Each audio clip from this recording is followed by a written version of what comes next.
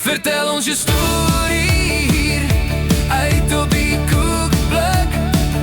Laat die wereld niet meer wonder wie jij is. Laat je story opbring, gaan leef nou als pres.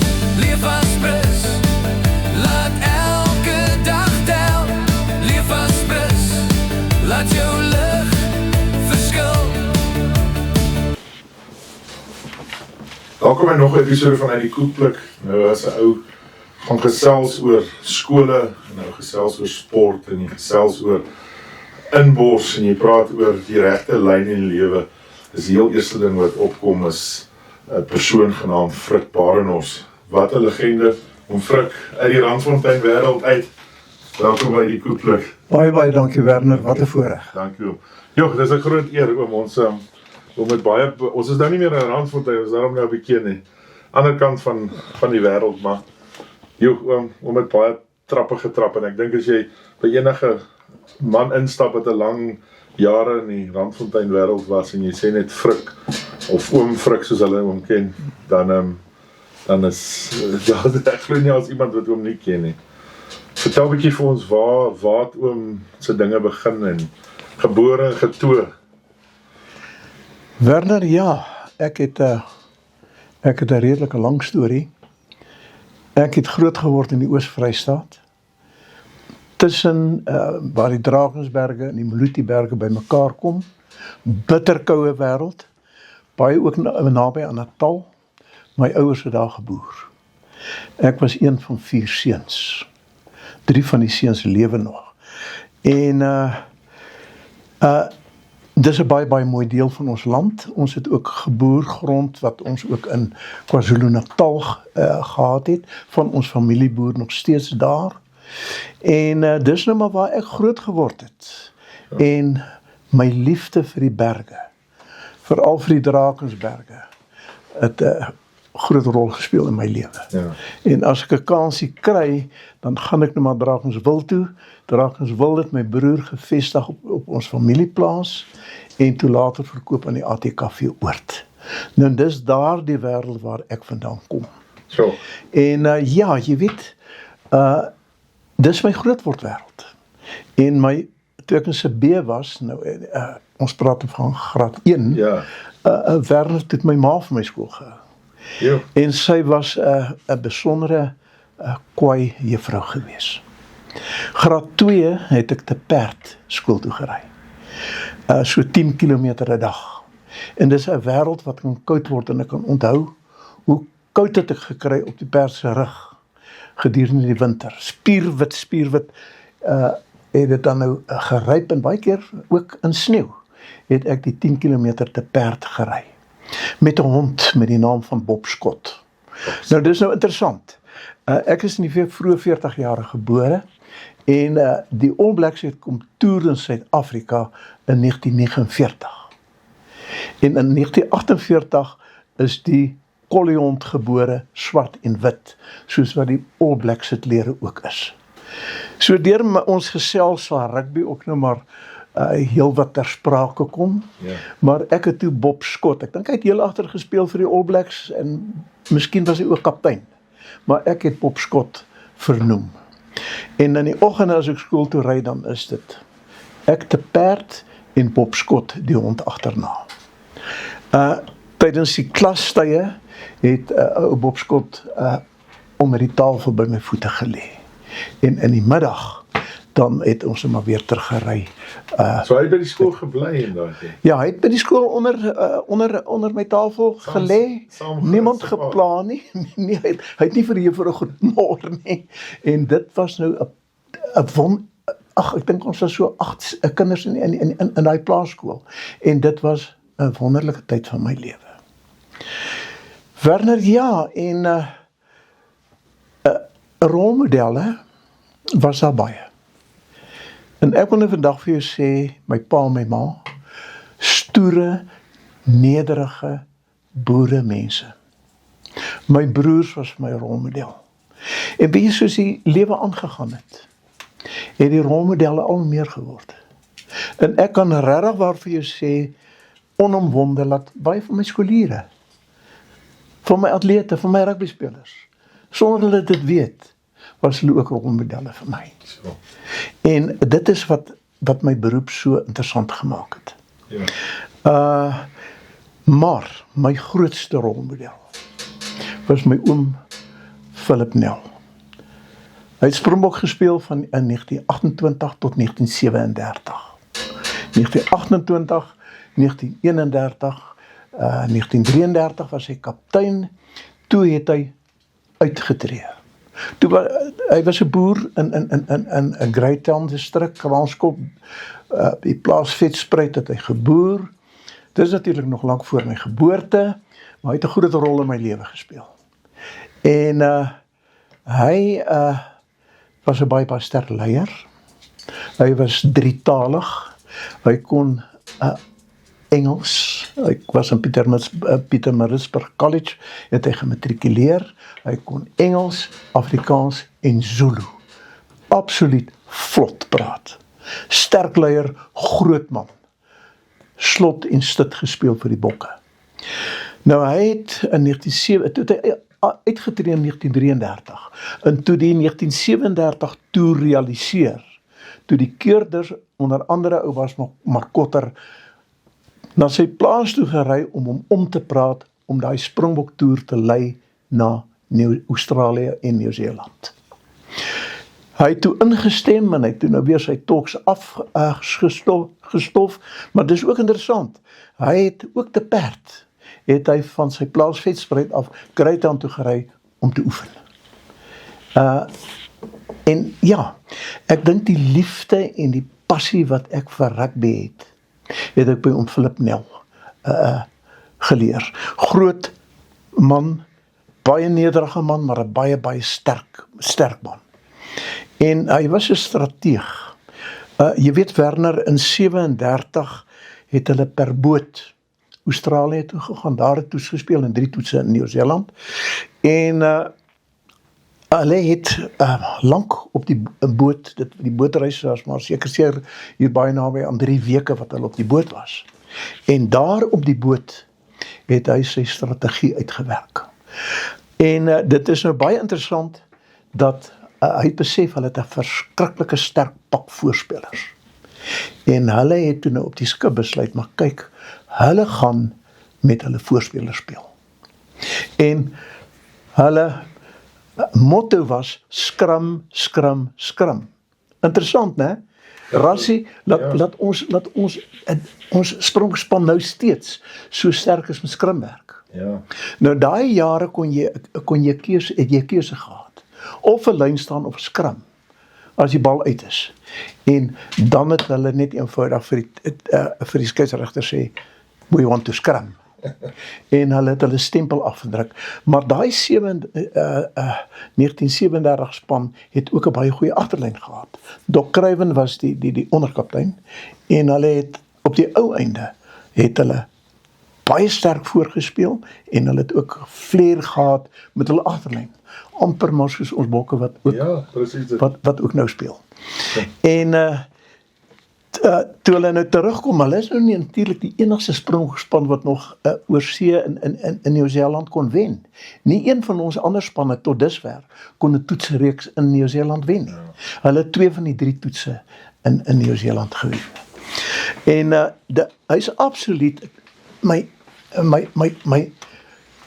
my groot mentor gewees. En terwyl hulle toe nou teruggaan na daai reeks sege in Nieu-Seeland, het hy dan nou ook op die boot, het hy dan nou ook finaal uitgetree die tweede keer. Toe het hy sy talks gevat, met 'n koperdraad vasgemaak, ietsie geskryf op 'n papier, 'n borteltjie daaraan vasgemaak, en dit toe met 'n toespraak oorboord gegooi, en toe het hy nou sy finale, toe was hy ook al 'n man van 35, het hy nou sy finale uittrede, want hy is 'n boer, hy wou gaan boer het. In elk geval, wat vir my so wonderlik is dat toe hulle op die hawe kom in Durban, toe wag die gemeenskap van Greytown, waar hy geboer het. Intussen het hulle geld bymekaar gemaak en vir hom 'n motor gekoop. As geskenk, as om vir hom dankie te sê en die span dankie te sê vir die reeks oorwinning in Nieu-Seeland, want rugby daai jare was groot. Ja. Dis nog maar Dis wel nog steeds dieselfde. Werner, dis in ons bloed, dis in ons gene, absoluut in ons gene. So. En hulle het nou vir hom die voertuig as geskenk gegee en waardering vir sy leierskap en die oorwinning. En daai voertuig, en ek kan dit baie goed onthou, ek het nie die voertuig gesien, dit was lank voor my geboorte, maar ek het die nommerplaat onthou, NUM127. En hy het daai voertuig, hy het daai nommerplaat gehou, totdat hy oorlede is in 1984. Op 82, 83 jarige ouderdom is hy oorlede. En hy daai nommerplaat het hy behou. Nou ek dink, ek was ook 'n redelike strategiese ou, wat 'n sport afrigting aanbetref, en ek dink ek het dit by oom Philip geleer. Ja. En die passie vir rugby. Ja. Nou ja, dis nou maar kortliks wie Ja, my rolmodelle was, ensovoorts. Maar oom het nou van die laerskool af, is oom in hoërskool ook in daai omgewing, of het oom? Ja, Werner, ons was op 'n plaas so 40 kilometer van die naaste dorp af, Harrismith. Nou ja, se pa se bees, graad 1, graad 2, my ma en toe op die plaasskool, standaard 1 is 'n koshuis toe. Harrismith koshuis. Ek was maar baie plaasvas, nie soseer maalvas nie, as plaasvas. Grondvas, ja. My pa, my perd, my hond, die diere op die plaas. Ek was baie hartseer as ek maandagooggende moet koshuis toe gaan. Maar, want ek het verlang vir die diere op die plaas. En ek het 'n passie gehad vir die grond en vir die boerdery op daai stadium van my lewe. So. En ja, Harrismith was ons toe nou primêre skool Harrismith. Daai skool is seker al hier om en by 175 jaar oud. Harrismith is een Sy bestaan nog vandag. Dit gaan met die skool uitstekend. Werner en ja, my oorlede pa was in die skool. En hy is ook al baie jare gelede oorlede. En ek was daar op laerskool. En nou wat die skool, hoofsaaklik boerkinders, ook natuurlik groot dorpsgemeenskap gewees, en baie plaasouens. En ook met daar deelgeneem aan sport, dis in 'n ou se gene. En maar wat die skooltjie, is ook nie 'n skooltjie, was 'n redelik groot skool, so uniek maak, hy het talle rugby springbokke opgelewer. Ja. Jy weet, as ek hoop ek kan almal onthou. Ja. Johan Spies, ek weet nie of jy hom onthou nie, hy het op 'n stadium was hy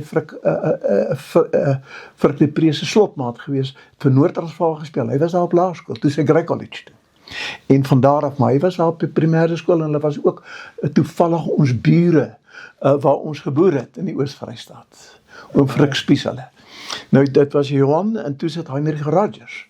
Heinrich Rogers het stut gespeel vir Noord-Transvaal, Of vir die oud Noord-Transvaal, ja, en vir die bokke. Bokke, ja. Ja, en daarna was natuurlik Klippies Christinger, wat ek baie goed onthou. Toe ek in matriek was, toe was hy 'n klein mannetjie hier in graad se beet, standaard 1 se kant. Hy en De Wet Ras, hulle was dieselfde ouderdom gewees.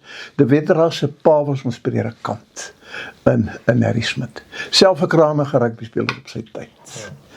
Nou ja, en toe later Dani Coetzee. En ek weet jy het met Dani onderhoud gehad. Ja. En Dani Coetzee was dan ook die Springbok hakker, en hy kom ook van Harrismith. Tokkelos, ja. Sy pa se naam is Tokkelos. Sy pa se naam is Tokkelos, want Tokkelos was saam met my op skool.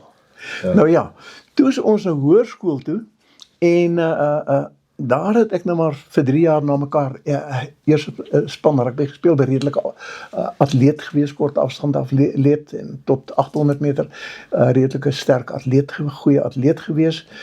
En ja, van Harrismith, daar Tokkelos en myself het 2 jaar of 2 saam vir die eerste span gespeel. Hy is bietjie jonger as ek gewees, maar 'n sterk, vinnige, groot, fris boerseun. vleuel vir ons gespeel. Hy het ook later jare klomp wedstryde vir die Vrystaat vleuel gespeel. Daar het baie goeie rugby spelers uit Harrismith gekom. Maar nou is daar twee dinge wat Maar sy ma, ekskuus, Tokelos, my Tokelos se ma was ook 'n netbal springbok gewees. Weet jy Werner, Wilna Fraser, Ja. sy was 'n springbok gewigstoter. Ja. En ek dink sy was 16 jaar oud. Toe het Wilna die Suid-Afrikaanse rekord gebreek in gewigstoot. Hulle is toe met mekaar getroud na skool. En nou ja, dis nou die gene was 100% reg. Dani se gene is 100%. Ja, hy's 'n masjien. Ja, ek dink Dani weet van my. Ek dink sy pa het my ek het die bynaam gehad van Kai Kai op skool. Nou as Dani na die ding kyk, dan sal ek verseker weet wie ek is. Maar nou 'n ander interessante ding van Harrismith Hoërskool. Tommy Bedford se ma was ons Engelse onderwyseres. En kyk, ons het nog gesukkel met Engels. Maar Ms Bedford het vir ons deur matriek gekry met Engels. Kwaai ou dame gewees. Dit is Tommy Bedford wat toe later lank vir Natal gespeel het. Se ma gewees. Tommy dink ek het in Deelswil Tommy gematrikuleer. Ons het hom geken, maar ek was nie self op Harrismith op skool nie. Baie interessante ding rondom daai jare se rugby. Jy weet, daar was nie dinge soos busse gewees nie.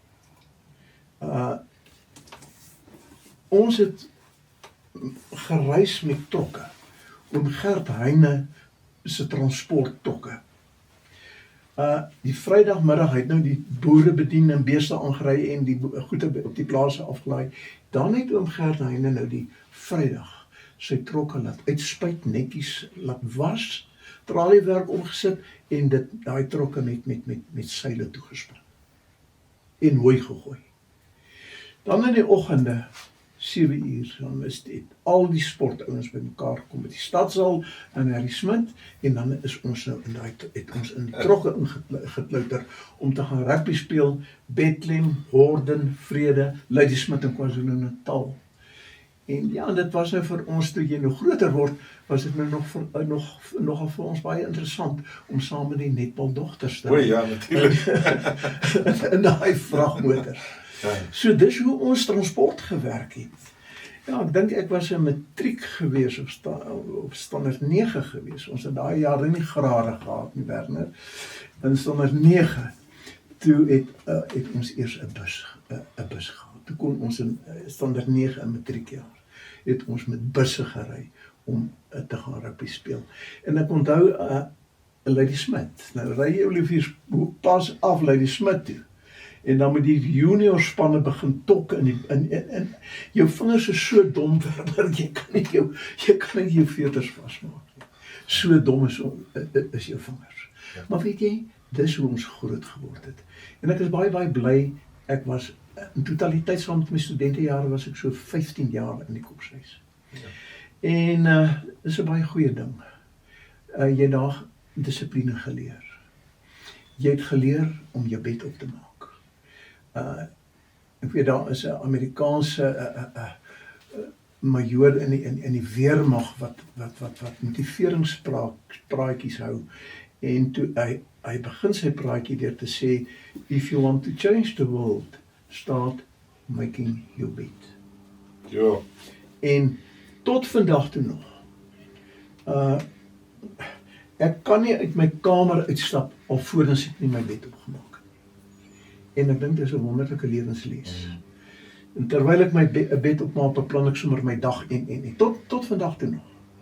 As my Grieks skool toe gaan in die oggende, dan maak ek ons bed op. Dis amazing. Dis wel hoe Ja, toen we in klas met hoërskool, nou het hom geweet oom wil in die onderwys. Nee. Of ou gaan ons maar nou eers deur 'n klomp dinge voor jy besluit om. Weet jy, Werner, ek het 'n passie gehad om te gaan boer. Absolute passie gehad. Jy weet, my ouers was na die Tweede Wêreldoorlog het swaar gegaan in ons land. Die mense was arm. En deur harde werk het my pa en my ma het hulle werklik waar kon hulle vir hulle grond koop. Hulle het ook nie alles geërf by hulle ouers nie, hulle het hard gewerk daarvoor. En op die einde van die dag het elkeen van ons 4 seuns het grond gehad waarop ons kon gaan boer het. My broer net ouer as myself, Piet, hy was nou die baie goeie boer en hy was op tweespruit en daarna ook 'n kursus geloop na skool toe sy plaas toe. En toe ek nou vir my pa sê, maar ek wil graag gaan boer, toe sê hy vir my seun, is reg so, maar kry eers iets agter jou naam. Ons ou mense was so. Natuurlik. Nou, toe moet ek 'n keuse maak, maar jy weet, in my hele lewe sien 'n mens die hand van die Here. Ek het die passie gehad om te gaan boer. En ek het gewik en geweet gesê vir my pa, ek dink Heidelberg Onderwyscollege, dis die naaste aan die plaas, nader as Bloemfontein. Ek gaan vir my bekwame as 'n onderwyser, biologie en LO, liggaamlike opvoeding, en ek gaan net 3 jaar skool en dan kom ek plaas toe. So, aanvanklik was boerdery my passie. Nou ja, Werner, toe gebeur die lewe met my. Op Heidelberg Onderwyscollege het ek 'n bietjie rugby gespeel, beseer gewees in my eerste jaar. Toe het ek gaan hokkie speel, lekker hokkie gespeel, ere gekry vir hokkie. Ek het altyd 'n redelik potensiaal gehad vir rugby, maar ek dink nie dit het heeltemal tot sy reg gekom. Wat se posisie het hom gespeel toe? Feitelik die hele agterlyn. Ek was maar 'n agterlyn speler, skrimskakel, losskakel, al die plekke in die agterlyn. Jy is maar vaardig gewees op enige plek.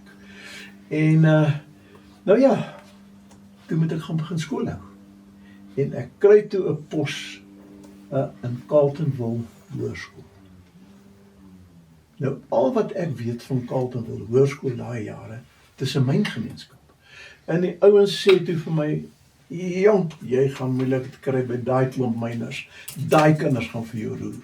Toe is hulle groot skool. Grootste dagskool in Suid-Afrika daai jare, is die enigste hoërskool in Carletonville. Goudmyne het geblom. Daar was 'n ontploffing in die goudmynbedryf. En die skool was so om by 1400 leerlinge. En ek ry toe nou met my motortjie van die plaas af Carletonville toe die skool 'n dag of 2 voor die skool begin om daar te gaan skool hou. So. En ja, verder weet jy, daar kry ek die teenoorgestelde wat die mense my voorgewaarsku het. Ek kry 'n wonderlike myngemeenskap. Ek kry kinders wat gedissiplineerd is. Want 'n myner het sy kinders gedissiplineer. Hulle het ontzag gehad vir gesagsfigure. Onthou nou, ons praat nou hier van die 1960s, in die 60er jare, dit was in 1966. Dan het sedertdien ontsettend baie verander. Ek meen 66 na 2026, dit is 60 jaar gelede. Dit is 60, ja. En ek het nou liggaamlike opvoeding gegee vir die standaard 6 tot die matrieks, graad 8 tot graad 12 en biologie. En dan natuurlik ook sport afgerig. En weet jy, Werner, ek het lief geword vir daai kinders. Ek sê altyd vir mense, myners is mense met harte van goud. Hulle het hulle kinders gedissiplineer, hulle het hulle kinders maniere geleer.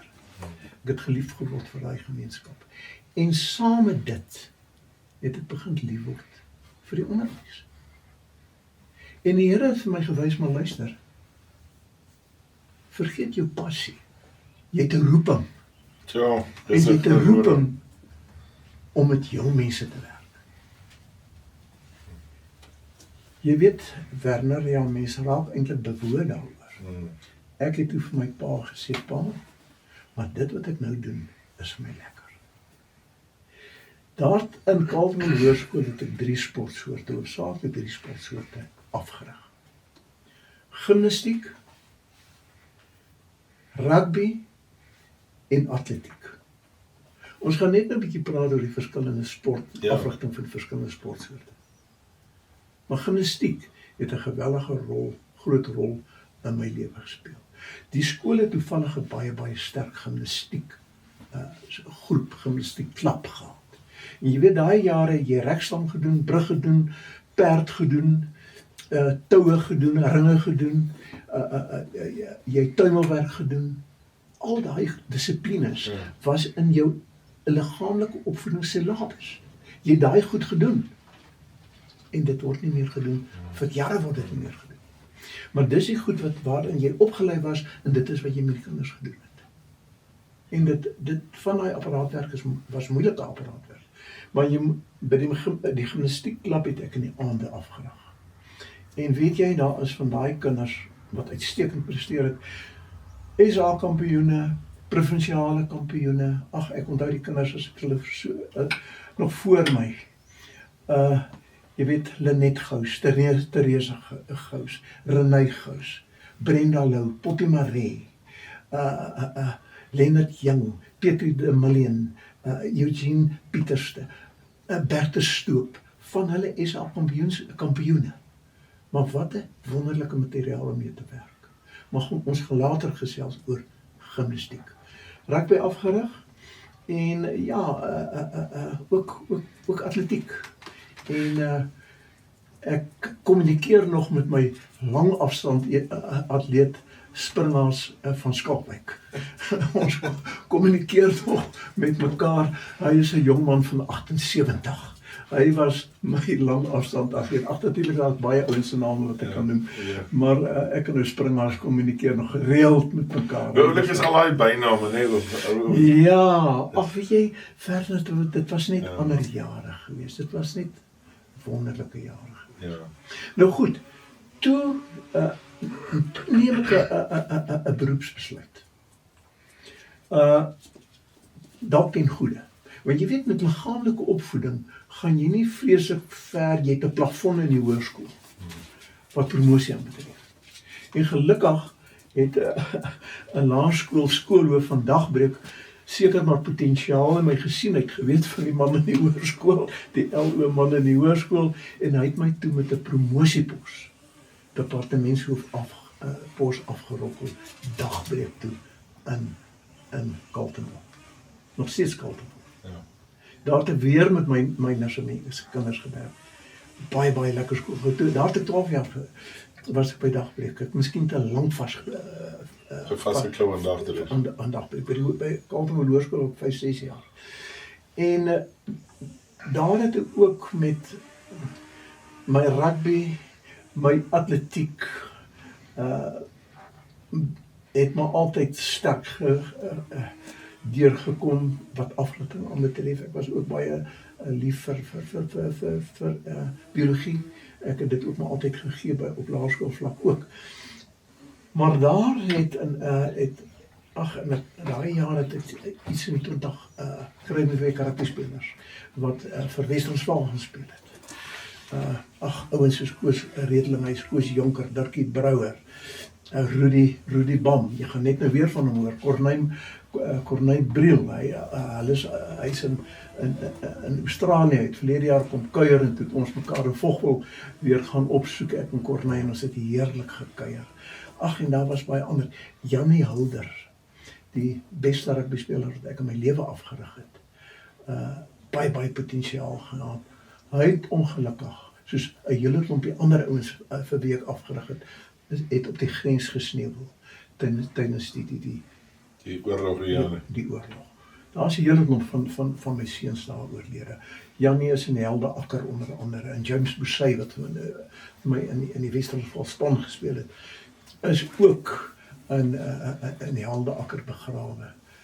Dit was ook maar 'n hartseer tyd in ons geskiedenis. En mense het so nou saam met my kinders geleef. Dit was altyd traumaties geweest as jy van hulle moes groet.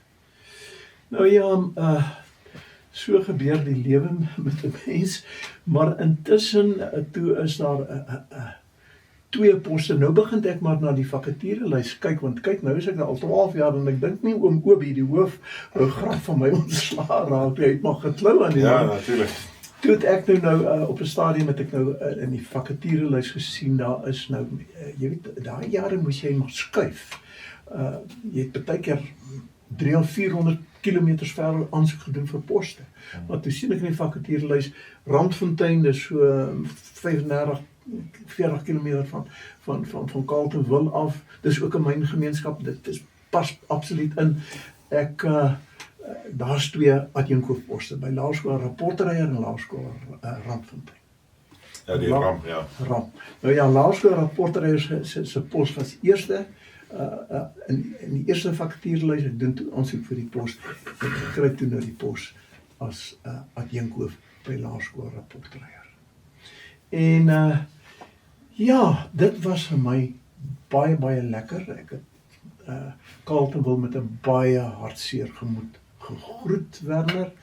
Jy weet, nou met jou tentpenne uittrek, jy moet vir kinders tot sien sê, jy los 'n paar pyk rugby spelers, nou moet jy begin by 'n nuwe skool. Maar dit was vir my baie lekker. In 1983 het ek begin by Rapportryers. Goeie rugby spanne gehad.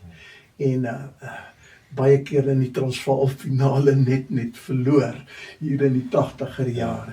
En die kompetisie was, jy weet, jy teen skole deelgeneem. Daai jare was jou sterkskool, was 'n Rodekrans, was maar altyd 'n baie sterk skool geweest. En later jare Kenmare was 'n kleiner skool, maar hulle het net eenvoudig potensiaal gehad. Hulle het altyd spoed gehad. Ek weet nie waar daai mense die spoed vandaan gekry het, maar altyd spoed. En hulle dogters was nalopers, hulle rugby spelers was nalopers, baie moeilike wedstryde altyd gehad teen Kenmare en teen Rodekrans en Helderkruin en Horison. Daai jare was, en op 'n stadium het Dr. Havenga 'n baie sterk span gehad. Een van my spanne het in die finaal teen, ek dink dit was die onder 11 set in 1996, het hulle naalskraap 6-3 gewen teen Dr. Havenga. Daar's 'n paar oudjies wat jy waarskynlik sal ken. In 1992 het die eerste rugby spannetjie het ons Transvaal gewen. Dis nou die foto. Ja, die foto hier by my. Daar is daai foto daar, en daar's manne wat jy ken. Ja. Werner van der Berg, Peer van der Westhuizen, Renier van der Westhuizen, Armand de Villiers. Dis manne wat almal laerskool Transvaal gespeel het. Werner, Kevin Venter, hy's in Australië. Hy was daar. Ek kan nou nie almal van hier af raak sien. Rudy Richards. Rudy Richards was Rian Elof, Corneille Potgieter, Renier van der Westhuizen, Corneille Botha. Ja, Corneille Botha is 'n predikant, 'n goeie rugby speler. Corneille is predikant in Pretoria. Corneille Potgieter het ek nou die dag by Riebeek Rand geloop met die 30-jarige feesviering. Ja. Maar Rapportryers het toe vir oom deure oopgemaak, want oom het toe nou. Ja, jy weet, toe ek later in Jopie Fourie was my goeie voorganger daar. Kyk, Rapportryers is 'n baie ou skool. Rapportryers het wat ek eers my datums regkry, in 2016, toe was ek al afgetree. In 2016 was Rapportryers 100 jaar oud.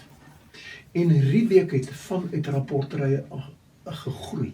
Riebeek het in 1952 het Riebeek geopen, geskuif na die nuwe geboue toe waar hulle tans is. Maar Rapportryers was aanvanklik 'n hoër en 'n laerskool. En die laerskoolgedeelte het agtergebly. Maar wat interessant was, een van die onderwysers van Rapportryers was Dr. Connie Mulder. En hy toe Riebeek nou, hy was natuurlik hoërskoolonderwyser, en toe Riebeek oopmaak in 1952, toe so Connie Riebeek, toe sy onderwyser, voordat hy die politiek betree. Ja. En daar, nou kyk, by Riebeek was daar ook natuurlik groot manne gewees wat daar gematrikuleer het vroeër jare. Maar daai tydperk, toe het Monash ook al bestaan. En nou ja, Weet jy, Werner, toe het dit nou maar so gebeur, dat ek het in 2000, nou moet ek my datums reg kry. Ek het afgetree, meer uitgetree by Rapportryers in 1917. Van 2017. Nee. Nee man, 1997, ekskuus. Okay. 1997. En op daai stadium was Leon Kruger was hoof gewees by Riebeek. En Leon het toe nog geweet, maar die ou oom was 'n hoërskoolonderwyser. Toe bel hy my, toe sê hy, "Frank, maar wil jy nie sportbestuurder word hier by Riebeek nie?" Toe sê ek vir hom, "Leon, ja, hoekom nie? Ek ken mos hoërskole." Nou toe is ek Riebeek toe as sportbestuurder. En maar ek het klas ook gegee, natuurlik biologie en LO. Ja. LO gegee vir die seuns en biologie gegee vir die, ek dink tot graad 10 het ek biologie gegee vir daai jare, en dit was my verskriklik lekker. Daai skuif van jou laerskool weer terug na die hoërskool toe, want ek het moes van die hoërskool laerskool toe, en nou is dit weer onwoontoe. Ja. En dit was my glad nie aanpassing nie. Inteendeel, ek het daai hoërskoolkinders weer so geniet om met hulle te werk. En ja, weet jy, daar was eisters gewees daar, ek het ook maar daar rugby, atletiek, landloop afgerig. Daar's eisters daar, want daar's, ek dink nou maar aan Christo Hugo, die hoof van West Gold, hy's 'n eister, Sylvester Engelbrecht, Frans Patron, die van die Merwe tweeling George en ek noem hulle altyd Boer en Brit, George en Gerard van die Merwe. Weet jy, sterk seuns. Maar nou ongelukkig is dit so, Werner, dat dit werk nou maar by skole so, dit, jy weet, professionalisme het ook maar by skole ingetree. Ja. Die manne wat bietjie die geld het, daar word baie van die talent wat in die laerskole is. Veral nadat ek daar weg is by Rapportryers, dit het 'n baie sterk element by skole geword.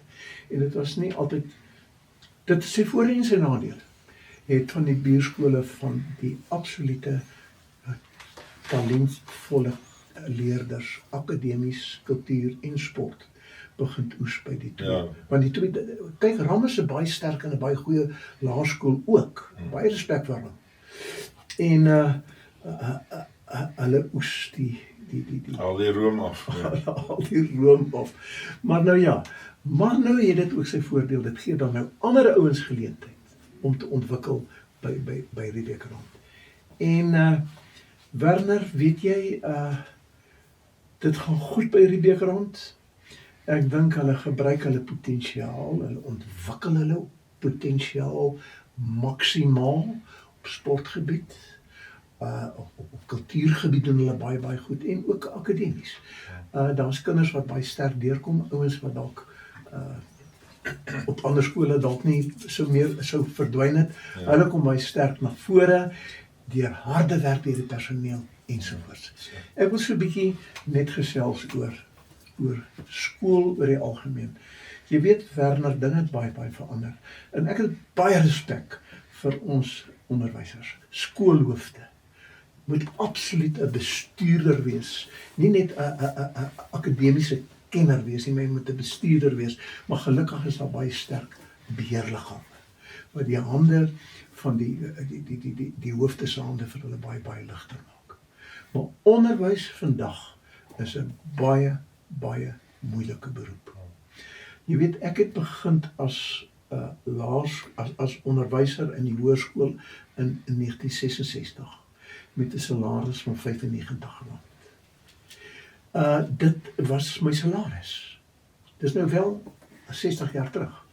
Maar R95. Maar die meeste van ons ouens het busse bestuur. Vroeg in die oggend het jy opgestaan om 'n bus te bestuur. Dis nou skoolbusse. Ou Nick Smits van Randfontein se skoolbusse. En in die middag weer die kinders gaan aflaai ter skool toe, sport afgerig ensovoorts. Vir ekstra geld. Dan het jy op 'n lang roete, dit hang nou af hoe lank is jou roete, dan het vir 'n lang roete het ons R18 'n maand gekry. Net om ons salarisse bietjie Om te vul. aan te vul. Toe ek afgetree het by rapportreier as skoolhoof, was my bruto salaris net onder die R18.000. Jo, Werner, Jo, vandag begin jou intredende onderwysers, posvlak 1 onderwysers, op R20.000-21.000 'n maand, begin jou.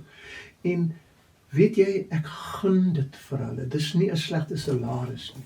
Wat my aanbetref, kan hulle die hoofde, die onderwysers, baie hoër salaris, want om daai kinders vandag te hanteer.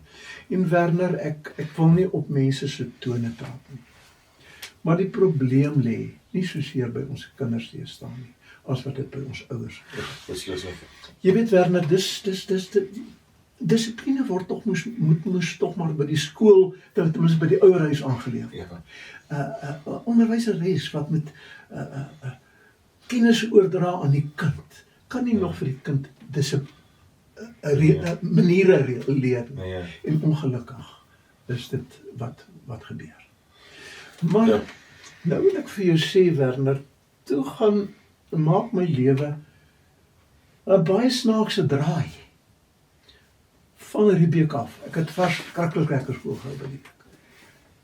Toe gaan koop Magriet en myself 'n stuk grond langs die Vaalrivier. 'n bestaande oord met die naam van Uitkykoord. En toe is ons van Riebeek af soontoe, met die doel om daai plek te omskep in 'n sport en avontuursentrum. En dit het ons toe gedoen. En die plek se naam is Serubi Adventures.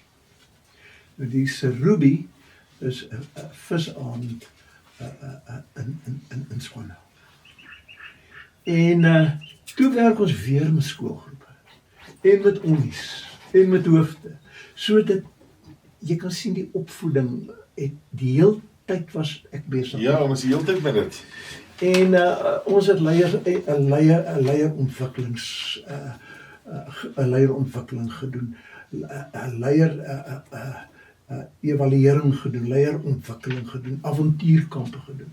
Ek was 'n ouetjie van in my 60, toe moes ons nou opgelei word, Magriet en myself, om daai aktiwiteite aan te bied. Jy kan nie maar net vir 'n ou sê, hoor kom ons gaan Epsilon, daar's 'n tou, toe moes ons opgelei word. 'n vreeslike opleiding in daai tipe meer harde aktiwiteite. Bungee jump, Epsilon en al daai goeders. Want dis nou van die aktiwiteite wat ons met die kinders doen. Het homself het ook gedoen. Ja, want jy moet opgelei word en jy moet jou Epsilon punt ook self kan opstel. En onthou nou, as hy nie reg opgestel is, dan val 'n ou 50 meter of 100 meter van 'n kraans af. Ja. Maar dit was vir ons verskriklik lekker geweest. Ook rugbyklinieke, netbal en hockeyklinieke aangebied. Werner, baie hard gewerk. Toe was ek 20 jaar daar betrokke. En 3 jaar gelede, toe ek op 80 jaar, 6 maande en 15 dae, het ek afgetree. Toe het Magriet hier 'n pos gekry in vereniging, en dis hoekom ons op die ou einde beland het hier in 3 riviere. Maar nou kan Werner, ja, ek praat jy nou eintlik. Nee, maar is daai plek gevestig vandag nog? Hy gaan aan, hy doen sy Hy ding. gaan aan, ons het die plek verkoop, ons dogter bestuur die plek. Karin, sy bestuur die plek, en dan kom juist die naweek kom daar 'n rugby groep vir 2 aande daar oornag. En so die plek bestaan nog, sy bestuur, maar natuurlik ander eienaars. Ja. Magriet is nog betrokke met die uitwerk van die maaltye en die hoeveelhede wat aangekoop moet word ensovoorts, en die ete ensovoorts. Maar ja, mens kom nou op 'n stadium wat jy terugkyk op jou lewe, en ek wil net aanraak, ek dink ek het so 'n bietjie daaroor gepraat. Werner, die sportsoorte wat ek afgerig het, was gimnastiek, rugby, atletiek en landloop. Al 4 is, jy weet, jy moes kursusse loop om die goed te gaan afrig. Dit was nie altyd net in jou studies nie, baie daarvan wel. Maar dit was my 4 passies gewees. En beginnende met gimnastiek. Nou wil ek nou vir vandag 'n ding sê, gimnastiek is baie individuele sportsoort. En jy streef met jou gimnas na absolute uitnemendheid. Jy streef, hulle word gepunteer uit 10 uit 'n gimnas. En jy streef na die naaste punt uit. Optimum posisie. Ja. En jy kan nie na 'n SA's toe gaan met 'n kind wat 'n 9 of 'n 9.1 is en dink jy gaan die eerste plek ry nie. 9.4, 9.5, 9.6. Dit maak van jou 'n ongelooflike kritiese afrigter. 'n Ding moet nie so wees nie. 'n Ding moet perfek wees. Of so na as moontlik aan perfek. En dit het my baie gehelp. Miskien was ek 'n pyn in die gat gewees met die ander sportsoorte, Werner, maar jy het met jou rugby, het jy gestreef na, so na as moontlik aan perfek. So uitnemend. Jy weet, as 'n bal in die agterlyn afgly, moet dit perfek wees. Dit moet seepglad loop. Ja. En ja, dan kom repeteer en repeteer. En repeteer maak dat dinge feitelik perfek gedoen word. En dit was wel, en weet jy, een van die lekkerste dinge vir 'n afrigter, as jy onder 9 spannetjie. Ek het baie tyd spandeer aan hantering. 'n Bal moet voorgepaas word. Nie op die ou se skouer of agter, want dan breek jy die ritme. Ja. Een van die genotvolste is jy onder 9 spannetjie het en jy met daai bal van 'n skrim of 'n lyn staan, beweeg langs daai agterlyn seepglad af tot by die vleuel. Ja. Ek dink jy kan jou daarmee vereenstel. 100%. Daai genot wat jy as afrigter. Die bal daai vleuel kan uitkry, dan Maar- jy jou ultimate moment. Absoluut. Ja, jy weet wat rugby afrigting aanbetref, ek het jare gelede toe ek afgerig het by Rapportryer, het ek gegaan vir my vlak 3. Ons was nog baie min in Suid-Afrika op daai stadium met 'n vlak 3 afrig. Die strukture het Tot vandag, ja. En ek weet myself en 'n Viljoeste wat oorlede is, ek dink jy het Viljoeste ook geken. Yes. Ons was van die eerste manne wat vlak 3, ons was so klomp, 10 of 12 wat die kursus het deurgegaan het. En baie keer is ek jammer dat ek nie met my rugby afrigting aangegaan het nie, want dit was werklik 'n passie. Maar ja, jy weet, rugby afrigting is 'n spansport, gimnastiek individueel, atletiek individueel, dis 'n eensame sport, landloop individueel. Ek het baie respek vir daai atlete. Jy weet, maar jou spansport, daar's 'n ander dinamiek, daai spandinamiek. En daai samewerking en daai 15 Die kameraadskap en daai 15 kom ons sê 23 ratte wat in mekaar betas en in mekaar En al wat jy sê afrigting met die olie tussen en gooi daai ruitjies glad hardloop. Man, en dit is wat sport so verskriklik lekker maak. Ja, jy weet, nou gaan mense sê, maar die ou praat net oor sport.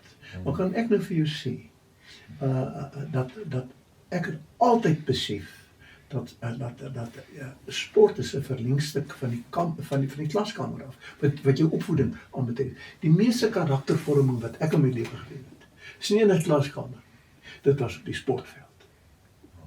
Dit verseker so. En Werner, ek weet nie hoe lank is ons al besig nie, ek weet nie hoeveel tyd jy nog Nee, ons nie. gesels om Maar ja, jy weet, ek onthou ek het by Rapportreier 'n dogter, daar is haar foto, Elsie van Breda, 1200 meter, en toe sy Goudrand toe. Toe het Goudrand nog bestaan, en ek het haar ook Goudrand afgerig, toe sy het later aptekerswese, maar daai meisiekind het gehardloop, sy het 800 in onder 17 en het sy 2 minute 9 sekondes gehardloop. As Elsie nie gaan ophou het met atletiek nie, want sy het aptekerswese gaan swat en daar het sy nog 'n rukkie deelgeneem in atletiek in die pik, maar ek het ook vir jou atlete wat daai harde werk, en baie keer is dit alleen werk, saam met jou afrigter, op die baan, met vlaggies, en 'n stophorlosie, en 'n fluitjie wat blaas. Jy weet, as jy pasbeoordeling doen met jou.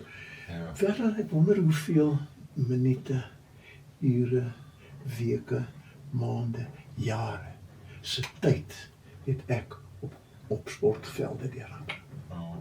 En dit was net vir my lekker. Hoogtepunt gewees in my lewe. Ek moet begin afsluit. Daar's 2 stories wat ek met jou wil deel. Dis nie stories nie, dis ware verhale. Ja. En ek het dit ook nog baie keer gebruik. Vir al die ene het ek 'n naam gegee, man of muis. My rugbyspelers ken die verhaal.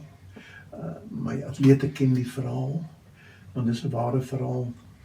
En ek moet dit net met jou deel en ek hoop dit bly behou. Ja, asseblief. Want dit het vir my 'n geweldige lewensles geleer. Dit het gaan oor 2 atlete. 'n Atleet wat ek afgerig het, Rudy Bam. Hy was ook my Wes-Transvaal rugby kaptein gewees. Voor ek met die storie aangaan, wil ek my net 'n bietjie onderbreek.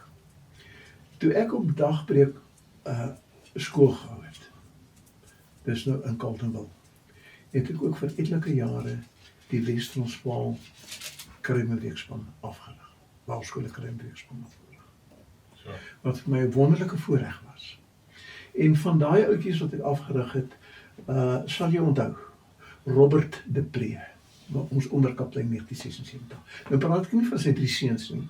Ek praat van die oorspronklike Robert de Pre wat by die Bulle was en toe sy Sharks toe. Met daai lang paas. Ja. Nou het hy die 3 seuns wat al 3 Springbok gespeel het. Ja.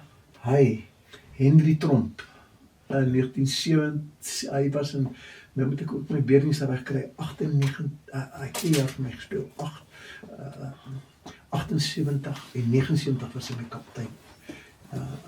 Jan Tromp, Jan en Rita Tromp se seun. Man, wat 2 pragtige mense was Jan en Rita Tromp, met hulle 3 seuns, een van hulle toe later verongeluk. En Henry Tromp het toe nou ook Noord-Transvaal en ook Springbok gespeel. Ja. 'n billetjie gewees. En Theo van Rensburg het gespeel in 79 in Oos-London en in 80 in Springs. Hy het ook gaan Springbok speel, ook later jare Sharks gespeel. Ja, ek het Bulle gespeel en hy is toe ook Leeu's toe vir 'n geruime tyd. Ja, ek verbeel my het ook iewers een of ander tyd by die Sharks Ja, ek dink hy was, ja. En weet jy, Werner, natuurlik Louis Forster. Ek praat met soveel hartseer oor Louis Forster, wat ook na jare vir my gespeel het. Hy het die provinsiale cricket gespeel. Maar Louis, sy pa was die legendariese volksskool cricketafrigter Boet Forster. Dit was sy seun. Ja. Nou, en Louis, hy is ook op een van my foto's. Ekskuus nog, mense raak bewoers mense oor nie manne praat, maar Louis is toe op 'n stadium, jy sal dit in herinnering roep, is hy hier tussen Pretoria en Kreersdorp, is daarmee daai 2 padkafees so skuins oor mekaar, is hy agtervolg gewees van Pretoria af, en hy is toe doodgeskiet by die petrolpompe. Hy het in sy Wes geboer op daai stadium in Suid-Afrika toegekom vir besigheid. En hy is daar doodgeskiet. Maar, nou ja, kom ons gaan aan met Man of muis. Man of muis. Nou goed, Rudy Bam, was my Wes-Transvaal rugby kaptein in 1978. Jy weet, nou praat ou datums nou, maar moet ek 'n bietjie kop hou. En want jy weet, dis ook al baie jare terug. En dan was daar 'n ouetjie in Lichtenburg. Honshu. Andrew Honshu. Rudy het vir Wes-Transvaal rugby gespeel. Honshu, Lichtenburg, Stellenland. Ons het net oor gepraat. Ja, Stellenland. En hy het vir Stellenland. Hy was 'n senter. Rudy was 'n agste man. Twee skitterende seuns. Hulle het teen mekaar rugby gespeel, maar hulle ook teen mekaar atletiek geneem op laerskoolvlak aanvanklik. Andrew is die ou met die spoed. Rudy is die ou grinder. En jy weet, spoed is altyd 'n ontsettende bate by 'n 800 meter atleet. Of 'n 2200 meter atleet. Maar in elk geval, hulle het gereeld in mekaar gehardloop. Dan wen Rudy, dan wen Andrew. Dan verander ek weer my taktiek, want hy is die man met die spoed, dan met Rudy iewers te wegbreek gedurende die wedloop. Maar so gebeur dit nou dat hulle toe later hoërskool toe is. Rudy is toe Potch Gymnasium toe en Morney Lichtenburg hoërskool toe. En hulle het maar telkens op Wes-Transvaal kampioenskappe teen mekaar meegedoen. 800 meter teen mekaar gespeel. Maar Morney is die ou met die spoed. Hy het altyd die edge gehad. Maar ou Rudy het hom kort verras. Dit hang af van die taktiek. En die spesifieke Wes-Transvaal kampioenskap, hier iewerste in die 80er jare, hardloop hulle op Kenneth MacArthur teen mekaar. 84, 83, 84. Ek dink ek het nog van Randfontein af kort deurgery, Kenneth MacArthur toe te gaan kyk as 'n atletiek gaan kom. Dit is 'n groot passie by my gewees. Nou tree die manne aan vir die Wes-Transvaal 800 meter kampioenskap. Rudy trek tweede baan en Andrew Honshu buitekant. Tweede, derde van buite af. Dis nie altyd 'n gunstige posisie nie. En dan sê jy altyd vir jou ou, as hy skootplak kom uit, kry 'n goeie posisie. En dis waarvoor jy beklei. Daar is bietjie maar altyd 'n bietjie stamp te stoot. Ja. En nou ja, die aangetree op julle merke, poef, skootplak, dan gaan hulle. Rudy gaan uit. En Andrew gaan uit, want hulle hardloop vir posisies. Jy wil nie graag pas aangee nie. Jy wil hier tweede, derde lê. Jy wil die kat uit die boom kyk. Maar toe Morney, tenminste Andrew, wegspring het hy so 3, 4, 5 tree toe soek sy regterbeen. En ek sien onmiddellik daar's fout. En hy gaan toe weer aan, maar hy hardloop vreeslik krippel. Heel laaste. Om daai boons te draai, is hy heel laaste. Krippel, maar daar in daai strek gedeelte daarbo, kry hy weer sy ritme terug. Langseen, altyd kaalvoet gehardloop, maar toe is hy redelik ver agter. Nou te werk om te doen. Maar hy is nou weer in sy stryd en dit gaan goed. En hy begin sy posisie verbeter. Sommer om die draai, jy leer vir jou atleet, jy gaan om die draai, gaan hy ons verby. En toe die klok lei vir die tweede ronde, toe hy sy posisie al verander hier na 8ste, 7de toe. Maar hy het nog baie werk om te doen. Eintlik het ons gesê, nee, Andrew gaan dit nie maak nie. Toe die klokkie lei, toe sit daai seun voet in die hoek. En hy hardloop. En hy gaan die ouens een na die ander verby. En daarbo, by die 200 meter, toe lê hy derde. En dan om daai draai, toe gaan hy die ouetjie wat tweede is verby. En Rudy is voor, maar hy haal in op Rudy. Hy het so 'n swak wegspring gehad. Lang storie kort.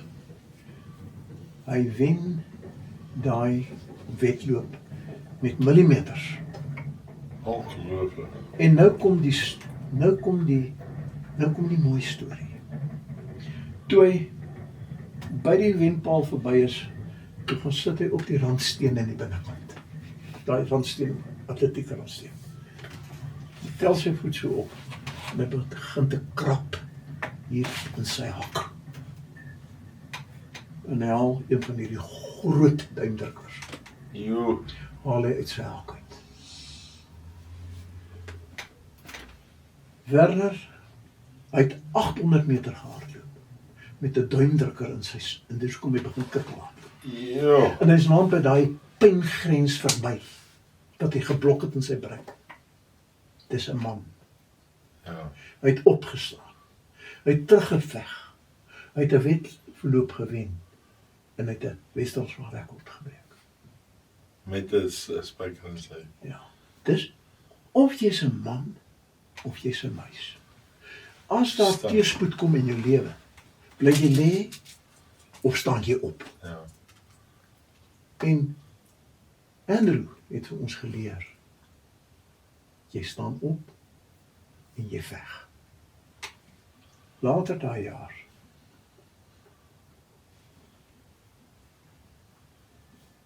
toe verdruk hy. ei,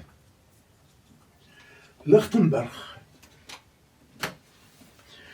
Hulle seuns gaan op 'n bootjie op 'n dam en die bootjie val om. En Andrew Honshu verdrink. jo, jo, En dit maak 'n oop woord. Op sy begrafnis was daar baie mense. Daar was baie atlete wat teen hom gehardloop het. Sy opponente.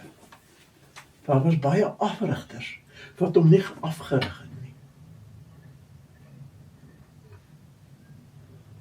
Maar ons het kom eer betoon aan 'n man, van 'n man. Andrew Honshu, wat Sure. geleer het, vir my geleer het, as daar teëspoed kom, lê jy nie en wag nie. Jy gaan aan. Jo, Dit.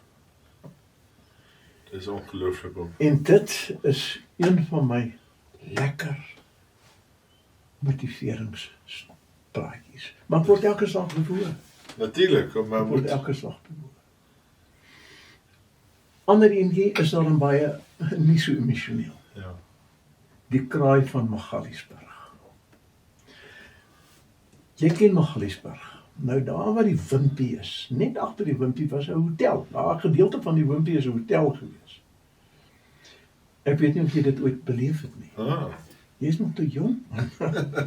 Nou ja, weet jy, daar was 'n hotel. Toe was die Wimpie nog nie na. Toe het ou Gerry van Rooyen nog nie begin by die Wimpie nie. Kyk, Gerry van Rooyen was ook 'n Noordskoolhoof gewees, né? Groot pel vir my. Ons het 1 jaar saam Westerval afgerig. Ek kan nie onthou watter jaar nie. 77 dalk, Pieterpad toe, kan nie onthou nie. Hy was een van die hoofde. Dink na oom Daan Luiting was hy 'n hoof gewees by Kreersdorp Noord.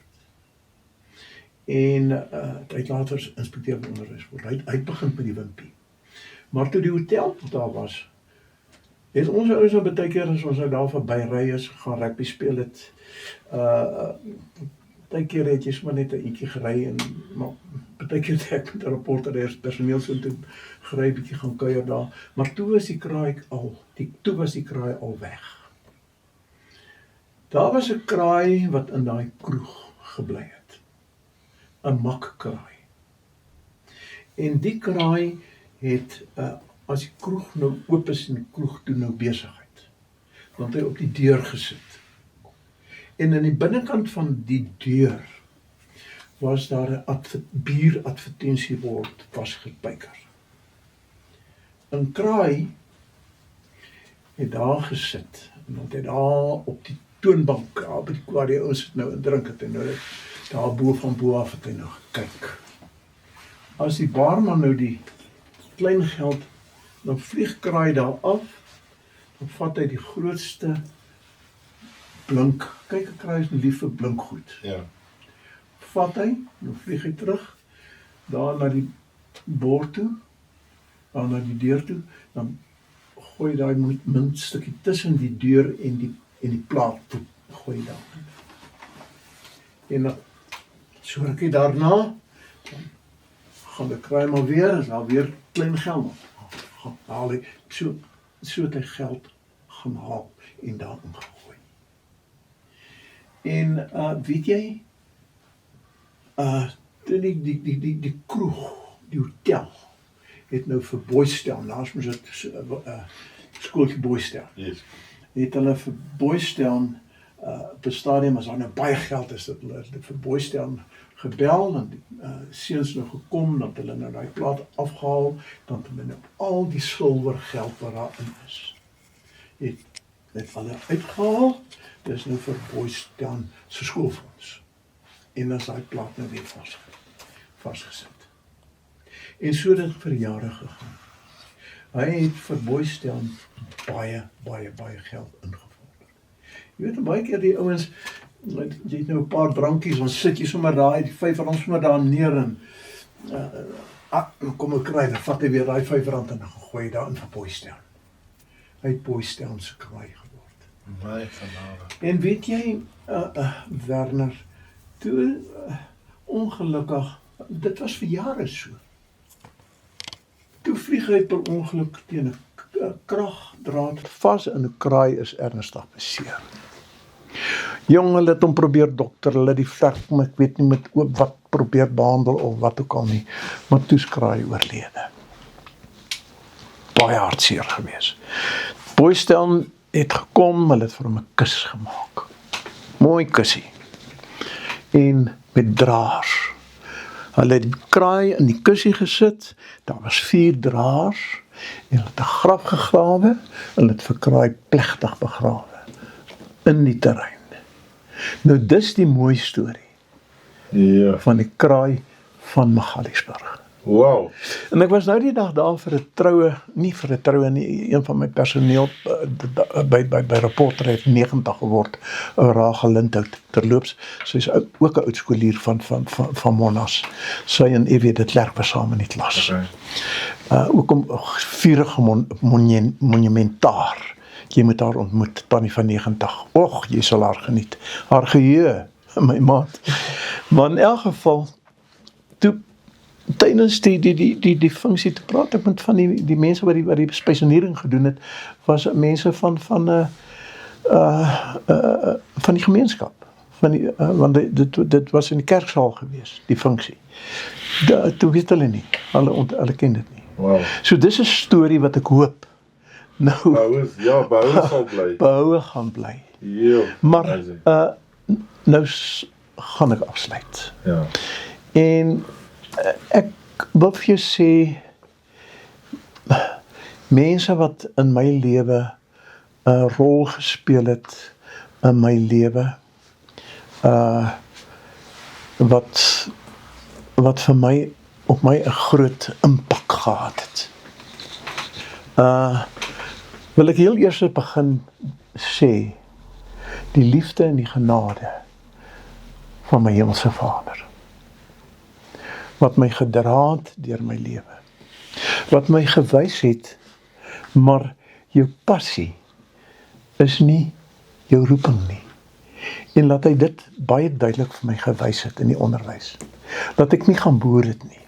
My gronde is toe later verkoop aan die ander kant van die Sterkfonteindam, want die vader het geweet, my gronde is verkoop aan die ander kant van en 2 van ons ander broers se gronde ook verkoop aan die ander kant van die Sterkfonteindam, wat grens nader aan Kwakwa. Kwakwa se grondgebied is vergoed, toe tot Lomboere daar uitgekoop. En so is my familieplaas verkoop in die 80er jare. En ja, die Here het my by baie kere het die Here van my gedra deur sy liefde en sy genade. Ja, hy het my baie keer op sy skouer getel. En hy het my gedra. En dit is absoluut die spulpunt waarom my lewe ook draai. Die genade en die liefde van my hemelse Vader vir die ou sondaar mense wat hier sit. Ja, en dan moet ek gaan. En ek moet sê, al die ouers wat op die paviljoen gesit het, al die ouers wat langs die kantlyn op en af gestap het, wat 'n mens baie keer geïrriteer het, al die spelspelers op die velde, netbal, hockey, rugby, al die individuele sportspelers, die atlete, elkeen van hulle, daai ou stil seun in die klas, wat nie 'n uitblinker was nie, maar wat ook op my 'n groot indruk gemaak het. Daar op die speelgronde, kyk op 'n skool se speelgronde is daar ongelooflike energie en 'n dinamiek, geweldig. Daai elkeen van hulle, almal van hulle, en natuurlik my vrou. Margriet speel 'n baie groot rol in my lewe tot vandag toe nog. Ek dink nou dat ek ouer geword het, meer as ooit. Hulle almal is eintlik die helde in my verhaal. Oh. Ja, beautiful, beautiful. So aan die einde van elke episode, dan kom ons nou by die koekpluk oomblik. Nou, ons het nou al 'n bietjie met my gesels oor koekpluk en koekemoer, koekies. Maar deel van dit was ook die koekpluk. En die rede vir die koekpluk is as om onthou in die vroeë jare, en ons baie van die plase onthou, het al hierdie vreeslike koekplikke gehad. En ek meen, ek het al baie gewonder, hoe het hierdie prentjies, want dit het nooit die produk opgesê nie, maar dit het allerhande prentjies en mannetjies en blommetjies en pampoene maar die koekpluk, die ou staalkoekplikke, vandag het die vrouens het almal hulle gordynhangertjies daarin, maar want hulle bak mos nie meer so nie, maar daai jare het ouma koekies gebak of maat koekies gebak. Ja. Of wat sy nou die ene, die gewones en die floppies het sommer nou maar voor in die bord gebly en ons het dit net nou geëet, maar die mooies en die wat amper die predikantskoekies was, is daar in die kas geberg. En dan wanneer jy nou, die word dan nou net uitgehaal vir daai, maar as ouma of maale nou dorp toe ry, dan ons dan op mekaar se skouers geklim, of 'n stoel gevat, en teen rekords gaan opklim, om daai koekies af te haal. So net so enetjie kan uithaal vir ons, dan weer rekords om die helfte. En dan het ons nou hierdie blik afgebring, en dan het ons probeer om hierdie blik oop te maak. Nou, ons hande was of te klein, of die Here het net goed geweet, ons gaan baie pak kry. Ja. Ons het so hierdie blikke probeer oopmaak. En dan is ons eventually hierdie blik dan nou oop kry, het ons hierdie wonderlike koekies uitgehaal, wat die lekkerste koekies was. En ek wil dit amper in Engelse woord gebruik, die magic het uitgekom. Nou, wanneer ek hierdie koekblikke doen, is vir my lekker, ek kom sit hier so. Nou, vandag as ek my koekblik oopmaak, dan maak ek vrikbare nos oop. En vandag reflect ek in my koekblik oomblik, gaan ek en ek reflekteer terug op wat ek voor my gesien het. Omdat al reeds die status onder baie mense as 'n persoon wat, as om instap die mense het, baie respek vir hom. So met al daai werk klaar gedoen. En om het klaar, om sy naam is klaar in Randfontein alles. Maar dit wat ek hier rou het, wat ek hier vandag saam met hom kom beleef het, is vir my baie meer spesiaal as even daar waar ou in 'n gemeenskap by mekaar sit. En hier kan oom homself wees. En ek dink waarop ek baie terug reflekteer, en ek kyk baie in my afrigting, en ek kyk wat oom gedoen het. En baie van daai knoppies druk ek by myself in. Maar wat vir my baie uitstaan, is die maniere oom het gedoen. Dat was net 'n regte manier. Daar was nie 'n ander manier, dat was die regte manier. Maar tog het hom die sagtheid gehad om te luister, soos om in die onderhoud gesê, daai seun wat daar agter sit, al is hy nie 'n rugby speler nie, was hy vir hom belangrik. En ek dink daai is vir my wat ek vandag wil terugvat saam met my, is dat oom daai ou aan die agterkant onthou. Nie die superster, die ouetjies wat die 3 gedruk het nie, maar oom het onthou van daai ouetjie aan die agterkant. En dit is wat vir my mooi is. En ek wens ek kan 'n stukkie Frik Badenhorst in my sit, om altyd te onthou, dat jy daai agterste ou gaan haal. So hier is my koekblikke. Ek het die beste koekies. Kan ek enetjie neem? Asseblief, vat ene. Ek het 'n dame wat vir my bak, Mary Ann, ons gaan haar nommer op opsit. Sy maak die beste koekies. Kyk net daarso, die beste koekies wat sy vir ons gee, maar dis ons koekblik oomblik. En dan wil ek tweedens ook vir oom vanmôre wanneer ek noem dit altyd 'n oupa met 'n seun of 'n klein, gewoonlik met die klein seun sit, dan doen hulle knipmes oomblikke. Ek noem dit 'n knipmes oomblik. Daar wat jy daai houtjie sê, want mamma en almal raas en sê maar jy gaan jou vingers raak, maar oupa sê kom ons skerf hom so bietjie, vat hom so, hou hom so vas. En daai knipmes oomblikke is magic tussenin. En ek voel dieselfde vandag hier met oom.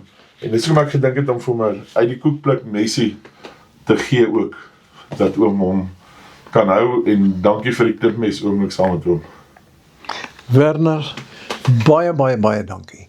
Dankie vir hierdie koekie. Ja, en die koekblikke kan ek baie lekker mee assosieer.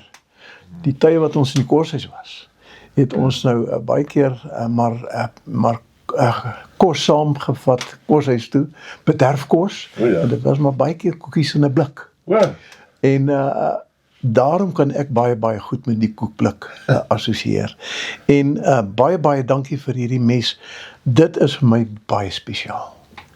En dan wil ek net vir jou en vir Simi sê, baie dankie vir julle kuier. Ek het 2 baie goeie vriende vandag bygekry in my versameling van baie vriende. Jy is 'n baie besondere meisiekind. Ek het sommer nou die dag gesien by Rebecca Rand dat jy is 'n kwaliteit mens. Baie dankie, jy gaan net nou weer vir ons koffie maak, Simi. En ons het koekies ook. Ja, en koekies ook. En Werner, ja, die groot werk wat jy doen. Ek was aanvanklik maar bietjie skepties en eintlik maar meer skepties oor myself. Is my ou storieetjies die moeite werd om opgeneem te word? Maar weet jy, ek sien uit na 'n boek waar jy hierdie stories van baie mense, spesiale stories gaan uitsorteer en in boekvorm gaan uitgee. Amen to dit. Dit gaan baie spesiaal wees. Vir jou weer eens, baie dankie, waardeer. Dankie. Baie dankie. Baie dankie. Het die koekblik.